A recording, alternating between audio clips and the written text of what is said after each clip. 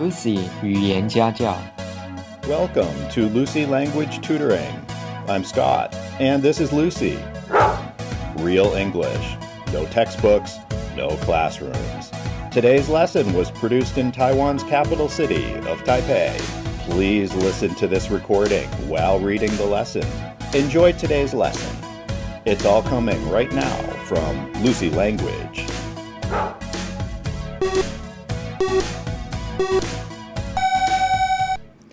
On a recent afternoon, Oscar and I opened his desktop computer. He needed more memory to handle some of the newest AR/VR games. That's augmented reality, virtual reality, just in case you aren't familiar with computer gaming. In any case, we unscrewed the screws, opened the computer, removed from its innards the old memory chips, then installed the new memory chips. By the way, during this somewhat delicate operation, neither Oscar nor I felt dizzy, faint, or weak in the knees. Really, why would we? Later that same day, I was in Lucy's greenhouse helping her cut roses. She was assembling a centerpiece for the dinner table. Over and over, the garden shears sliced through the rose stems, and each rose stem made a satisfying snap. Break in half a very fresh stalk of celery or a very dry twig, and you'll hear a similar sound. Unlike Oscar's computer, Lucy's rose stems were alive, but while Lucy amputated the lower third of 4 dozen rose stems, neither of us felt dizzy, faint, or weak in the knees. After dinner, Oscar and Lucy and I settled down on the couch.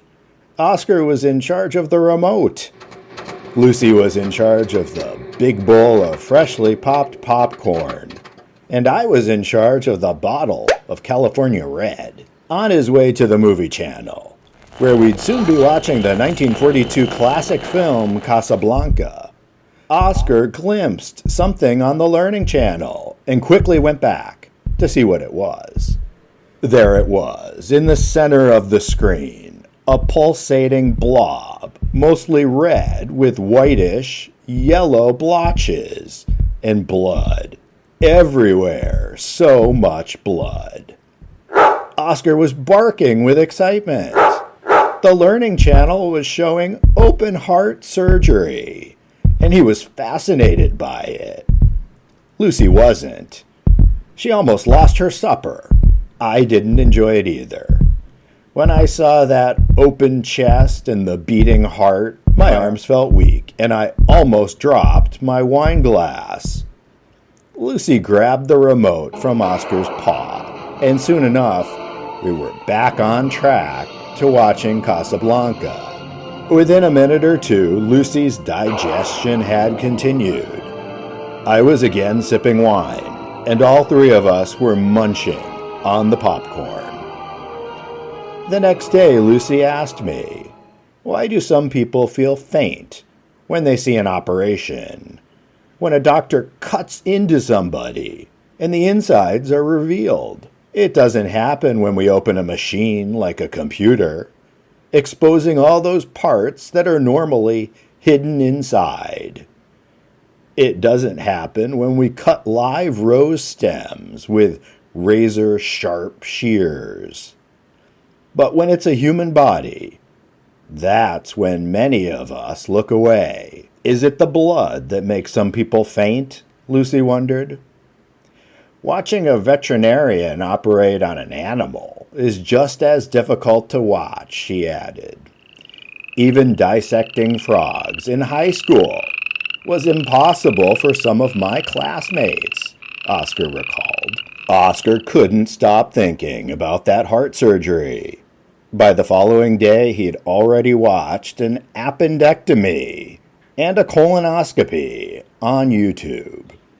He also tried to find out why some people are squeamish when they see blood, why some people feel weak or unsteady when they see an open cut, and why some people quiver at the sight of a needle pressing into an arm.